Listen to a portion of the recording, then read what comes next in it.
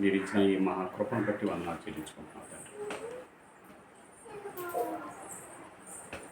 వినుచున్న మాటలు తండ్రి మీ మాటలుగా గ్రహించి మీ మాటలుగా స్వీకరించి తండ్రి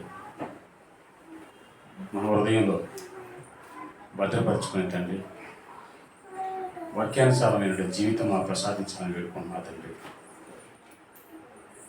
చెప్పబడుతున్న నాకు పరిశుద్ధాత్మ సహాయాన్ని దయచేయమని వేడుకుంటూ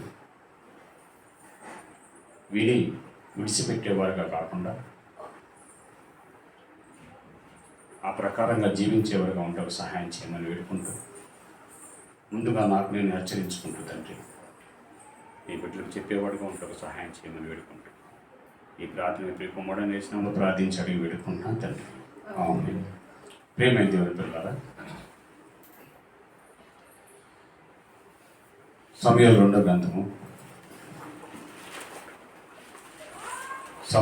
గ్రంథము 6వ అధ్యాయము సమూయేలు 2వ గ్రంథము 6వ అధ్యాయము 20వ వచనం. తన ఇంటి వారిని దీవించుటకు దావీదు తిరిగి రాగా తన ఇంటి వారిని దీవించుటకు దావీదు తిరిగి రాగా సౌలు కుమార్తె యగు మీకాలు దావీదును ఎదుర్కొన బయలుదేరి వచ్చి ఈయన స్థితి గల పనిగత్తెలు చూచుచుండగా వ్యర్థుడొకడు తన బట్టలను విప్పివేసినట్లుగా ఇశ్రాయేలీయులకు రాజువైన నీవు నేడు బట్టలను తీసివేసి ఎంత ఘనముగా కనబడితివని అపహాస్యము చేసినందున దావీదు నీ తండ్రిని. ఒక్క నిమిషం. ఏమండి, మీకాలు ఎవరో తెలుసు కదండి? ఎవరండి మీకాలు? అంతకుముందు సౌలు యొక్క కుమార్తె. దావీదు మందసాన్ని తీసుకొస్తున్నప్పుడు ఆ మందసం ముందు నాట్యం ఆడుతున్నాడు. దావీదు ఎవరు? ఇశ్రాయేలుకి రాజు. మందసం ముందు నాట్యం ఆడుతున్నాడు. అంటే దేవుని సన్నిధులుగా దేవుని యొక్క మందసం ముందు నాట్యం ఆడుతున్నాడు. అంటే ఒక రాజు ఎంతగా దేవుని సన్నిధిలో తనకు తను తగ్గించుకున్నాడు అని ఒక్కసారి ఆలోచించండి. మనం తను మరిచిపోయి దేవునిలో లీనమైపోయాడు. ఆ లీనమైన స్థితిని చూసి ఈ మీకాలు సౌలు యొక్క కుమార్తె కిటికీలోంచి చూసింది. చూసి ఏంటి ఇశ్రాయేలు పరిపాలిస్తున్నటువంటి రాజు బట్టలు లేకుండా బట్టలు ఇడిచినట్టు ఒక పిచ్చివాడు ఎలాగైతే మరి బట్టలు ఇడిచి నాట్యం ఆడుతున్నాడో అని తన పనికెత్తులతోటి హేళనగా చూసింది. నవ్వుకుంది. అక్కడ గణపరిచినని ఇక్కడ ఏమన్నా చెప్పండి. ఘనంగా కనబడుతుంది అని చెప్పి ఏమంటుంది? దావీదుతో ఏమంటుంది? ఘనముగా కనబడుతుందని హేళన చేసింది. చూడ, చాలా మంది దైవభక్తి గల చాలా మంది చూసి ఓవర్ యాక్షన్ అనుకుంటారు.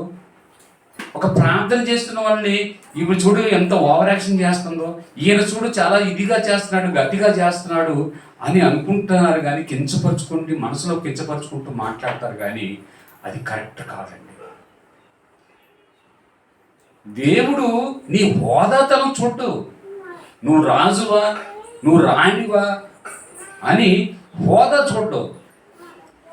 నువ్వు మినిస్టర్వా, నువ్వు ధనవంతుడివా అని ఎప్పుడు కూడా దేవుడు చూడండి. ఏం చూస్తాడో తెలుసండి? నీ హృదయ స్థితిని చూస్తాడు.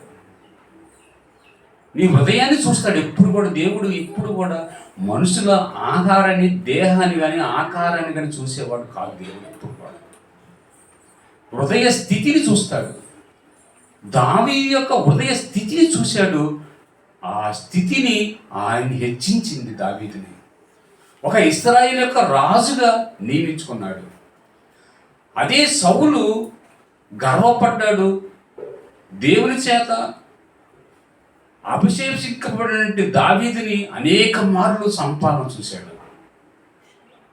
చివరికి సౌలు పతన స్థితికి వెళ్ళిపోయాడు.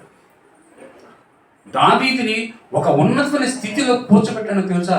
అది చిన్నతనం నుంచి కూడా దావీదు చేసినట్టు. దావీదు దేవుని పట్ల హృదయాన్ని దేవుడికి నచ్చింది కనుక ప్రియమైన పిల్లలారా, జాగ్రత్తగా ఆలోచించండి. దేవుడు నీ హోదా, నీ స్థితిని, నీ ఉన్నత స్థితిని ఎప్పుడు చూడడు. నువ్వు ఎప్పుడు కూడా దేవుడు చూసేది ఒకటే, నీ హృదయాన్ని చూస్తాడు, నీ హృదయ స్థితిని చూస్తాడు. అందుకనే మత్తయి సువార్తలో 6వ అధ్యాయంలో యేసుక్రీస్తు మొదటి ప్రసంగంలో అదే ఉంటాయండి. నీ హృదయం శుద్ధిగా ఉంటే నువ్వు దేవుణ్ణి చూస్తావు అంటాడు.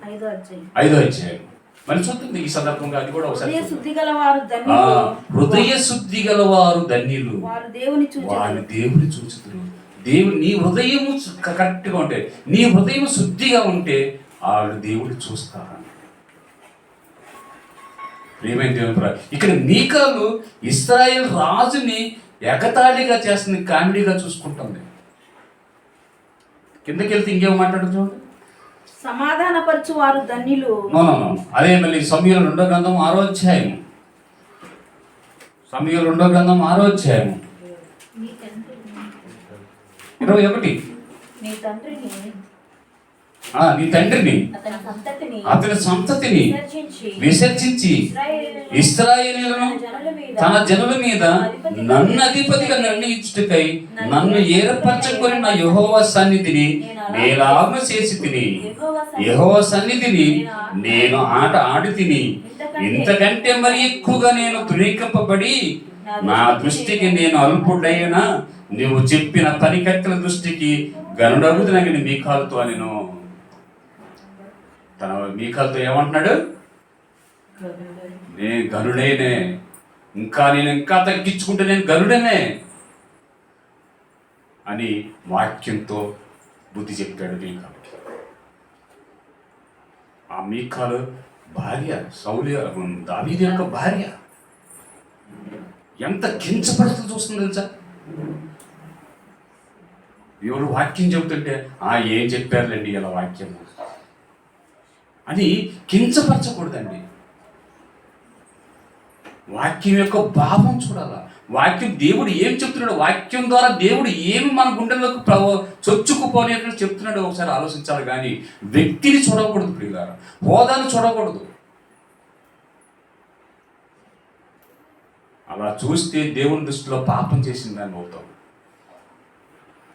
ఎవరినైనా దేవుని బిడ్డలు కించపరిస్తే నువ్వు పాపం చేసిందని అవుతావు. దేవుని దృష్టిలో చాలా ఘోరమైన పాపం చేసిందని అవుతావు. శిక్ష అనుభవించి శిక్షిస్తాడు నేను దేవుడు. చివరికి ఏమైంది సౌలు మీకాల పరిస్థితి ఏమైంది చెప్పండి. కింద చదవండి. అయితే సౌలు మీకాలకి ఏ పరిస్థితి వచ్చింది చూడండి. మరణం పర్యంతము సౌలు కుమార్తె మీకాలు పిల్లలను కనక ఉండెను. దావీదు మహారాజుని కించపరిచింది, అపహాస్యం చేసింది తన చెలికట్టెల దగ్గర.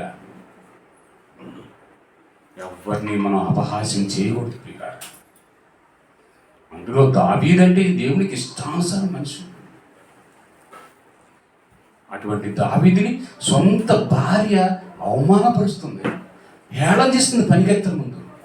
కిటికీలో చూసి దావీదు నాట్యం ఆడుతుంటే తన్మయమైపోయాడు. ఎందుకో తెలుసా? నిన్ను, నీ తండ్రిని, నీ ప్రజల్ని కాదనుకొని నన్ను నిలబెట్టాడు. నన్ను నిలబెట్టిన నా తండ్రి మందసం ముందు నేను నాట్యం ఆడుతున్నాను.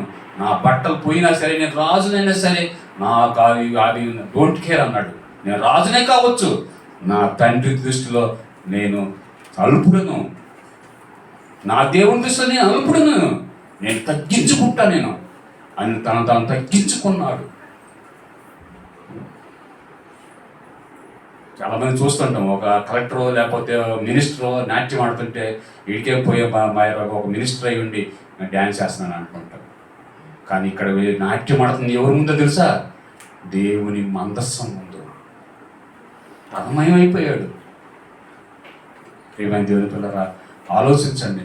ఎవరిని కించపరిచే మాటలు కానీ, ఇప్పుడు మన మోజే చెప్పాడు, అవమానపరిచే మాటలు కానీ, క్షమాగుణం లేని మాటలు కానీ ఉండకూడదు. పిల్లలు, క్రైస్తవుడైనందుకు క్షమాగుణం ఉండాలి, క్షమించే తత్వం ఉండాలి. ఆ క్షమించే తత్వం లేకపోతే నువ్వేం పాపం చేయనుడే కాదు కదా. మనం కూడా పాపులమే, నేను కూడా పాపినే. మరి నేను క్షమించకపోతే నా పాపాలు ఎవరు క్షమిస్తారు చెప్పండి?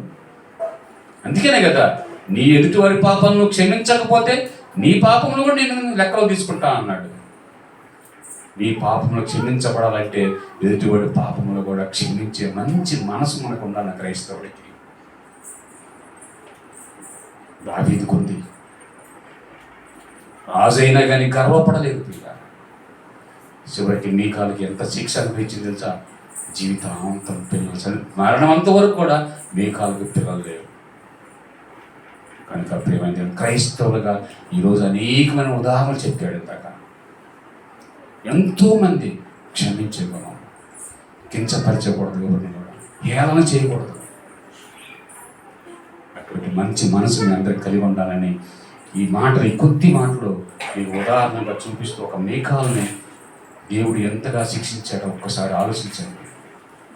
ఎవరిని కూడా మనం తక్కువగా చేసి మాట్లాడకూడదు పిల్లలు. కనుక ఈ మాటలు మీరు మనసులో పెట్టుకొని ఒక హెచ్చరిక మాటలుగా దీన్ని స్వీకరిస్తూ ఒక క్రైస్తవురాలుగా, ఒక క్రైస్తవుడిగా జీవించాలని మనం నేను హెచ్చరించుకుంటూ, మిమ్మల్ని హెచ్చరిస్తూ ప్రార్థన చేసుకున్నాం. కళ్ళు మూసుకున్నాం. మంచి మాటలు తండ్రి మాకు సెలవిచ్చారు తండ్రి. మీకాలు ఒక రాజు యొక్క కుమార్తె, గర్వపడింది తండ్రి. నీకు ఇష్టానుసారమైనటువంటి మనుషుడు దావీదు నీ ఉద్దేశాలన్నీ నెరవేర్చిన బిడ్డ తండ్రి. నీ మందసం ముందు నాట్యమాడుతున్నాడు తండ్రి. రాజైనా తండ్రి తను తాను తగ్గించుకొని నీ దగ్గరగా ఒక అల్పుడుగా, ఒక దీనుడుగా తండ్రి నీకు కనబడ్డాడు తండ్రి. ఆ దీన స్థితిని చూసి లోకం ఏమనుకుంటున్నా సరే తండ్రి, దావీదు హృదయంలో మీరు ఎంతగా ఉన్నారో తండ్రి ఈ వాక్యం చదివిస్తుంది తండ్రి. క్రైస్తవులమైన మేము కూడా తండ్రి ఆనాడు నీ కుమారుడు ఏ విధంగా అయితే మా పాపములు క్షమించి తండ్రి మమ్మల్ని తిరిగి బ్రతికింపజేసిన మంచి మనసును బట్టి వందనాలు చెల్లించుకున్నాం తండ్రి. అటు క్రీస్తుని ధరించుకున్న మేము, క్రీస్తుని నమ్ముకున్న మేము కూడా తండ్రి మమ్మల్ని మేము తగ్గించుకొని ఎదుటి వారికి గౌరవించే వాళ్ళ తండ్రి ఉంటూ సహాయం చేయమని వేడుకుంటూ ఈ ప్రార్థన మీ కుమారుడు వేసినంలో ప్రార్థించి అడిగి వేడుకుంటున్నాను తండ్రి. ఆమేన్.